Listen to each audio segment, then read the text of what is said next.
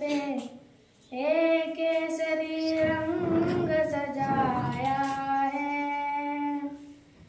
मेरी जमीन अफसोस नहीं जो तेरे लिए सो दर्द से महफूज रहे तेरी आन सता मेरी जान रहे न रहे न रहे है मेरी जमीन महबूब मेरी मेरी नस नस में तेरा इश्क है पीका न पड़े कभी रंग तेरा जिस्मों से निकल के खून कहे तेरी मिट्टी में मिल जावा गुल बन के मैं खिल जावा इतनी सी है दिल की आरज़ू तेरी नदियों में बह जावा तेरे खेतों में लहरावा इतनी सी है दिल की आरज़ू सरसों से भरे कलियान तेरे जाजूम के बंगड़ा पा न सका आवाज तुझे हो गाँव में राजा लौट के वापस जा न सका ओ वतना मेरी तेरा प्यार निराला था कुर्बान हुआ तेरी असमत पे मैं कितना नसीब वाला था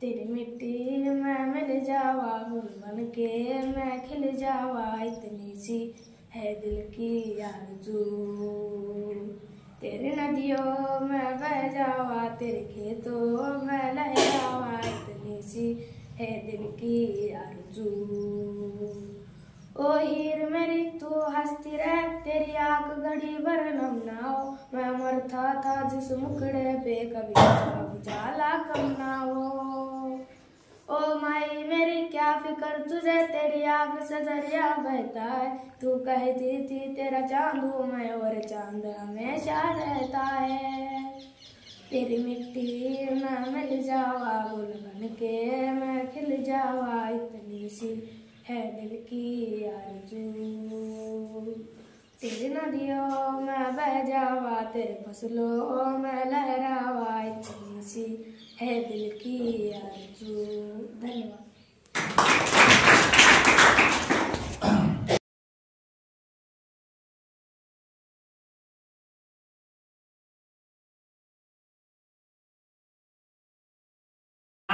क्रोध लोभ यांचे गिराईक पाहिजे यात सुख नाही बाई त्यात सुख नाही आणि एक संगती बाजार पाहिजे व्यर्थ जाऊन निराश झाले कोणतं लेकरू बाळ नाही त्याच्यात सुख नाही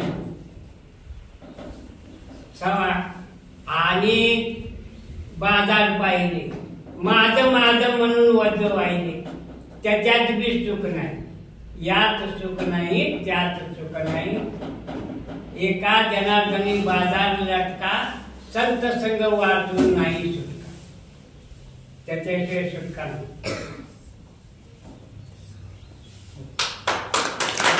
तालुक्याचे माजी एमएलए मल्लिकार्जुन बुवा ಇಲ್ಲಿ ಆಜುಬಾಜು ಯಾರು ಬಂದಾಗ ಅಂತಲ್ಲ ಈ ಬಸವಕಲ್ಯಾಣದಾಗ ಏನದ ಏನಿಲ್ಲ ಯಾಕೆ ಬಂದಿದ್ದು ಯಾಕಿಲ್ಲ ಅಂತಲ್ಲ अब क्या करे देखो हैदराबाद कर्नाटक में ये कांग्रेस की सत्ता है उन्होंने क्या किया आकर हर के ऊपर दाम बढ़ाते और बोलते करप्शन नहीं करेगा करप्शन बंद होगा कहां से करप्शन बंद होगा जी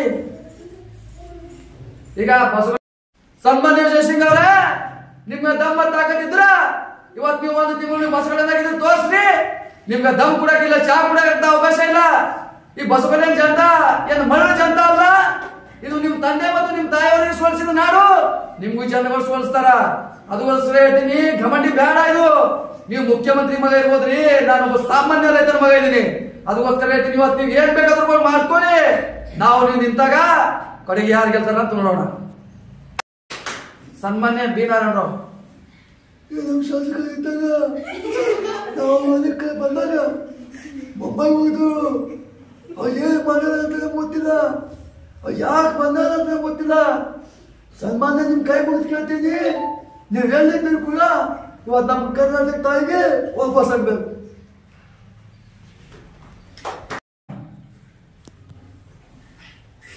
या गाण्याचा कसं आहे की बारीक असताना आपली आई आपल्या लेकराबद्दल काय म्हणते आणि आपलं लेकरू पुढे लेकराबद्दल आपली आई अपेक्षा काय ठेवते त्या गाण्याचा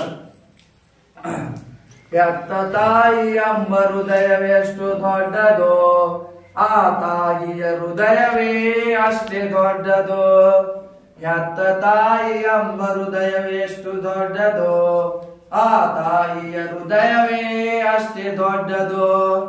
ಹೇಗದಂತೆ ಬಾಳದಂತೆ ನಡುವಳು ತಾಯಿ, ಶಶಿವಿಗಾಗಿ ಪ್ರಾಣವನ್ನೇ ಕೊಡುವಳು ತಾಯಿ. ಹೇಗದಂತೆ ಬಾಳದಂತೆ ನಡುವಳು ತಾಯಿ, ಶಶಿವಿಗಾಗಿ ಪ್ರಾಣವನ್ನೇ ಕೊಡುವಳು ತಾಯಿ.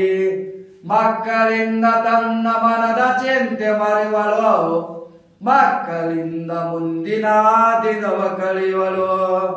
ಮಕ್ಕಳಿಂದ ತನ್ನ ಮನದ ಚಿಂತೆ ಮರೆವಳು, ಮಕ್ಕಳಿಂದ ಮುಂದಿನ ದಿನವ ಕಳೆಯುವಳು. ಎತ್ತ ತಾಯಿ ಎಂಬ ಹೃದಯ ಎಷ್ಟು ದೊಡ್ಡದು, ಆ ತಾಯಿಯ ಹೃದಯವೇ ಅಷ್ಟೇ ದೊಡ್ಡದು. ತಾಯಿ ತನ್ನ ಮಗುವನ್ನು ತೊಟ್ಟಿಲಲ್ಲಿಟ್ಟು ಜೋಗುಳವ ಹಾಡುವಳು ಮೊತ್ತನು ಕೊಟ್ಟು. ತಾಯಿ ತನ್ನ ಮಗುವನ್ನು ತೊಟ್ಟಿಲಲ್ಲಿಟ್ಟು ಜೋಗುಳವ ಹಾಡುವಳು ಮೊತ್ತನು ಕೊಟ್ಟು. ಮಲಗು ಎಂದು ತೊಡೆಯ ಮೇಲೆ ಶಶವನಿಟ್ಟು ಮಲಗಿಸುವಳು ತನ್ನ ಎದೆಯ ಹಾಲನ್ನು ಕೊಟ್ಟು. ಮಲಗು ಎಂದು ತೊಡೆಯ ಮೇಲೆ ಶಶವನಿಟ್ಟು ಮಲಗಿಸುವಳು ತನ್ನ ಎದೆಯ ಹಾಲನ್ನು ಕೊಟ್ಟು.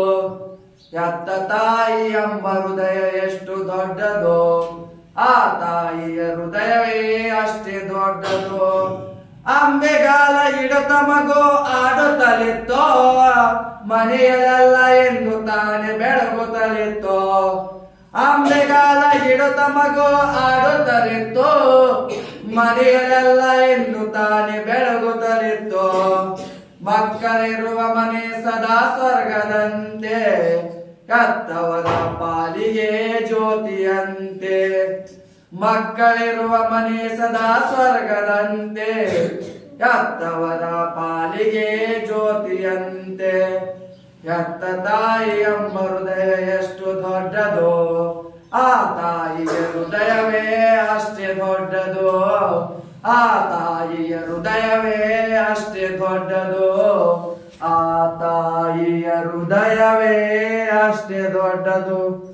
धन्यवाद सर्व सर्व स्टिक आमच्या एज्युकेशन मध्ये शिकवलं जातात की स्टिक लेफ्ट आणि राईट दोन्हीकडे टाकायचं, एकदा इकडं म्हणजे काय अडचण त्या लाकडाला लागते। हा इथं धोंडा आलं, धोंडा वाजला तर खट म्हणते, खट म्हणतो हा इथं धोंडा म्हणून आपण रोड सोडून खाली चालला म्हणून आपण रोडावर यायचा प्रयत्न करता। आता जाताना कसं होते म्हणजे काही जागी चांगली माणसं राहतात, कुठे कुठे हेल्प करतात, कुठे कुठे ऐकून असलेले सुद्धा जातात। त्याच्यामुळे चालायचं कसं म्हणजे आमचे मोबिलिटी ट्रेनिंग राहते, ट्रेनिंगमुळे ते स्टिक राहते, स्टिकच्या आधारावर आम्ही चालतो। आता दुसरी गोष्ट क्रिकेट कॉमेंट्री म्हणजे मी आणि आता 2003 पासून मी रेडिओचा कॉमेंट्री ऐकतो। पहिला आता सगळे रेडिओ बंद झालेले आहेत सर। आता सगळ्या मोबाईल मध्ये युट्यूब, फेसबुक, इन्स्टा हे सगळं त्याच्यावर चाललं सर। पहिला आम्ही ते रेडिओचं कॉमेंट्री ऐकतो, ते ऐकून मला सवय पडले।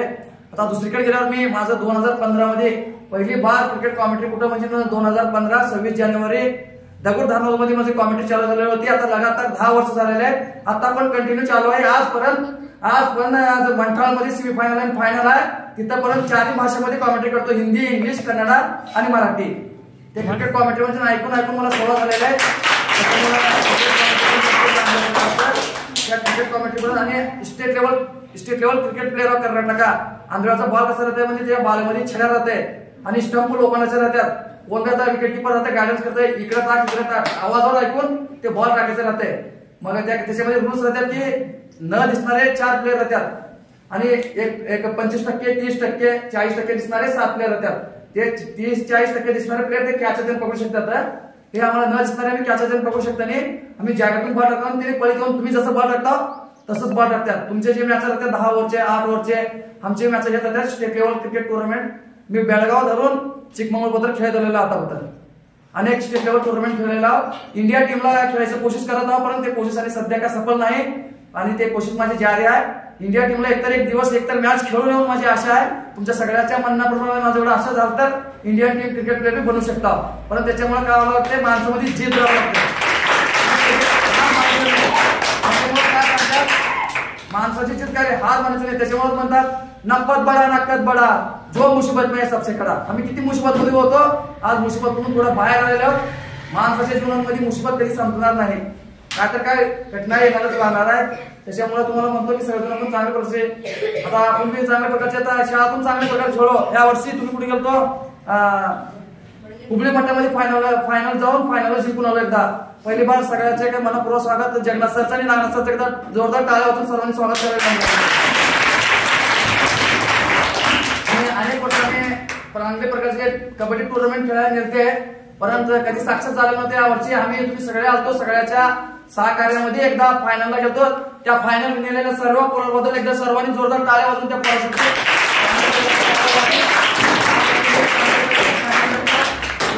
तालुका मट्टा डिस्ट्रिक्ट मट्टा ह्या जायबद्दल सर्वांनी एकदा चांगली प्रकारची कोशिश करावं. मॅडमला विनंती करतो मॅडम ज्यांनी खेळामध्ये हुशार असतात तर खेळामध्ये एज्युकेशन मध्ये हुशार असतात तर एज्युकेशन मध्ये ज्यांनी ज्याच्यात हुशार आहेत मॅडम तेवढा सगळ्याला सहकार्य करून चांगली प्रकारचे एज्युकेशन द्यावं या सर्व शिक्षकाला अनेकदा मान्य करून एकदा धन्यवाद सर्व शिक्षकांचं. 1 रन 2 रन 4 रन हे कसं करते थोडं सांगा. हे सर आता तुमच्या सरकारला बाजूला कळला माणूस बसून सांगतो मला गायडन्स करतात सर. तुझं क्वेश्चन असं तर विचारा सांगतो सर. नाही तेच तुम्हाला आता 1 रन झालं म्हणता 2 रन झालं म्हणता 4 रन म्हणता 6 रन म्हणता हे कसं सर तुमच्याकडे कडावसा सांगतात ते सर सायलेंट असल्यावर बॅटचा आवाज येते सर. असं काय बॅटच्या आवाजवरती आम्ही असं गायडन्स ऑब्झर्व करून घेतो फोन घ्या सर. सायलेंट असल्यावर तर नसणार तुमच्या सगळ्यात कडे बसते हे चोपा गेल्यावर आपण कुठलं ते कसं सांगितलं तसं सांगितलं sir. Okay okay okay okay धन्यवाद. नाही सर कात्रा आणि असं तर विचारत असं का नाही तेच बोलायचं. तुम्ही चालायला समजा चालताना कोणी आधारावर चालता का काठीच्या आधारावर चालता हो का पायाच्या आधारावर चालता कसं चालता थोडा काठीच्या आधारावर पायाच्या आधारावर म्हणजे जास्त बॅलन्स कशावर राहते तुमचं काठीवर राहते का ह्याच्यावर काठीवर राहते. काठीवरच नाही काठी राहणार हे पाय मेल्याला हे जितताय हे मेल्याला पुढे जात नाही जित्याला जाऊ देत नाही आडवं येते काठी नाही ते असं येते असं काढण्यात जात नाही.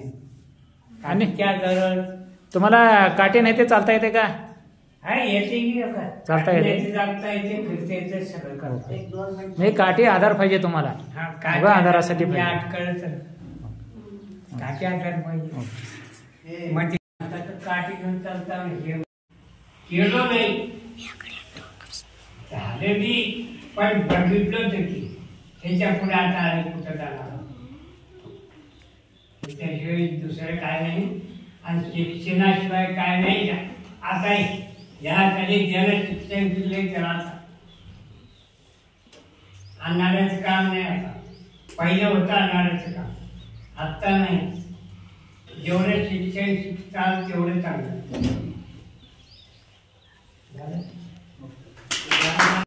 ಕಣ್ಣನ್ನು ಕಳ್ಕೊಂಡಾಗ ಅಂಧರಿಗಾಗಿ ನಾನು ಏನ್ ಮಾಡ್ಬೇಕಂತ ಕೇಳಿದಾಗ ಮೊದಲು 12 डॉट्स ಹೊಡೆದು ನೋಡಿದ್ರು ಅದು ನಮ್ಮ लिपी तयार म्हणजे तरी काय केले पहिला 12 अक्षर लिहून बघितले. आंध्रासाठी काय करता शिक्षणासाठी काय तर करावं म्हटलं त्यांनी पण ते 12 चुकीचं लिहून बघितले ते होईना गेलं.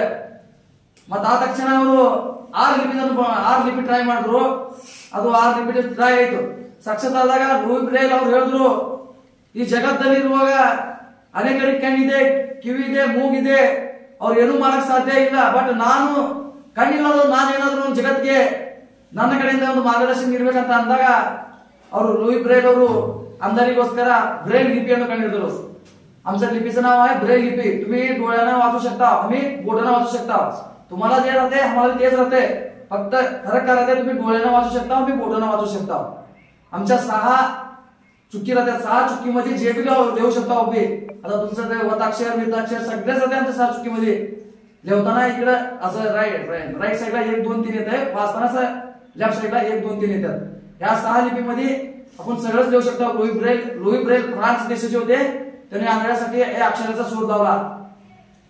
ಆ ತಕ್ಷಣ ಮುಂದೆ ಲೂಯಿ ಬ್ರೇಲ್ ಅವರು ತಮ್ಮ 6ನೇ ವರ್ಷದಲ್ಲಿ ಅಂಧರಿಗೋಸ್ಕರ ಬ್ರೇಲ್ ಲಿಪಿಯನ್ನು ಕಂಡುಹಿಡಿದರು. ಆ ಬ್ರೇಲ್ ಲಿಪಿಯ ಮೇಲೆ ಇವತ್ತಿನ ದಿವಸ ಅನೇಕರು ಅಂಧನಿದ್ದು ಕೂಡ ಇವತ್ತು ಪಿಡಿಒ ಇದ್ದಾರೆ, ಇವತ್ತು ಲೆಕ್ಚರ್ ಇದ್ದಾರೆ, ಇವತ್ತು शिक्षकರಿದ್ದಾರೆ. ನಾವು ಯಾವುದೇ ರೀತಿಯಲ್ಲಿ कडिमे ಇಲ್ಲ ಅಂತ ಹೇಳ್ತಾ ಇದ್ದಾರೆ. आज दिसल तर काय दिसणार तर काय फरक नाही. आज पीडीओ आहे, लेक्चर आहेत आणि शिक्षक आहेत, कोर्टमध्ये वकील आहेत. ಇಷ್ಟೆಲ್ಲ ಇರುವಾಗ ನಾವು ಯಾವ ರೀತಿ ನಮ್ಮ ಜೀವನದಲ್ಲಿ ಅಳವಡಿಸಬೇಕಂದಾಗ ನನಗೂ ಕೂಡ ಫಸ್ಟ್ ಶಾಲೆಗೆ ಬಿಟ್ಟಾಗ 2001 मध्ये मला शाळा सुटते माणिक प्रभू तिथं पहिला दिवस आई माझ्या सोडून येताना मला कसं वाटलं होतं की तिथं मी राहू शकतो नाही असं वाटत होतं मला मी. परंतु आई सोडून आले. पुन्हा 1 महिना गेलं, 2 महिना गेले, 3 महिना गेलं. सगळ्या जरा बोलणे तर सगळं चालू झालं. आमच्या तिथं सिनियर होते त्यांनी तर सगळं बोलीत मग 1 वर्ष काढलो, मग दुसरा वर्ष काढलो. मला तिथं गेल्यावर काय कन्नड जमत होतं. जेव्हा मी 5वीला आलो तेव्हा मला कन्नड बोलायला. पहिला मला छोटीपत्र काय समजलं मी इकडे कसं मराठी बोललेलो होतो. फक्त घरात राहणं, घराच्या बाहेर हिंडणं नाही काय नाही ते होतं. इथं असताना तिथं गेल्यावर सगळ्या संग राहून शिक्षका सगळ्या चांगलं सिनियर आमच्या संग मोठे होते तसे सगळं चांगलं राहून कन्नड बोलायला शिकलो. कन्नड बोलायला शिकताना माझं 10वी 2012 मध्ये झालं. अख्ख्या माणिकनगर शाळेमध्ये पहिलं स्थान घेऊन 72% पहिलं स्थान घेतलं. आधी कोण माणिकनगरचं 2012 मधला बॅच मधला कोण पहिला तर अनिल विलास चारगटले फुलदवडे म्हणून सांगतात. तिथं आपल्या गर्भानं नाव घेण्यासाठी ते काम करून आले त्यासाठी. असं वाटत होतं की पहिला हे शिक्षण काय आम्हाला शिकू वाटतं का नाही की आमच्यासाठी काय केलं का नाही असं वाटत होतं. परत ज्या लोही ब्रेन फ्रान्स देशात त्यांनी एवढं घडवलं तर आज वाटतं की आपण कशामध्येच कुणासाठी कमी नाही आपण. त्याच्यामुळे तुम्हाला मुलाला सांगतो की यायचे दिवस फार खूप वाईट येणार आहेत. त्याच्यामुळे तुम्ही आताच काय नाही करता चालते परंतु शिक्षण घेणं गरजेचे आहे. सगळ्या शिक्षकाचं मार्गदर्शन घ्यावं, आपल्या आई वडिलांचं मार्गदर्शन घ्यावं. आता बघा आजकाल काय वाढल्यात सगळ्याकडे बघा डोळे आहेत, सगळे आहेत, हे आहेत, परंतु शिक्षण कुठं आहे? शिक्षण नाही. आणि त्याच्यामध्ये तर आपले 6 डिस्ट्रिक्ट लई मागे पडलेले आहेत. हो सर बरोबर. ते गुलबर्गा, बिदर, बळारी, रायचूर, यादगिरी, कोप्पाळ हे 6 डिस्ट्रिक्ट आपले लई मागे पडलेले आहेत. कारण काय? आपला मुलगा आठवी शिकला की त्यानं 9वी 10वीला गेलं की त्याला अभ्यास जड वाटतंय. मग पुन्हा त्याला म्हणतं की माय म्हणा हे जाणं होणं हे जाणं होणार. मग आता आई फक्त काय करतात त्यांनी दररोज 100-200 रुपयासाठी काम करून येणार. आता माझा मुलगा चांगला शाळा शिकते म्हणून तरी पैसे न काढतात. कोण आता सरकार शाळेमध्ये सगळे सौलभ भेटले. पहिले एवढं सौलभ्य नव्हतं. सर तर शिकताना सर तुम्हाला एवढं सौलभ्य नव्हतं नाही तर आता सगळं आहे. सगळं असताना सुद्धा पोलं कागद सुद्धा तिथे का म्हणजे जास्त घराला आईबाप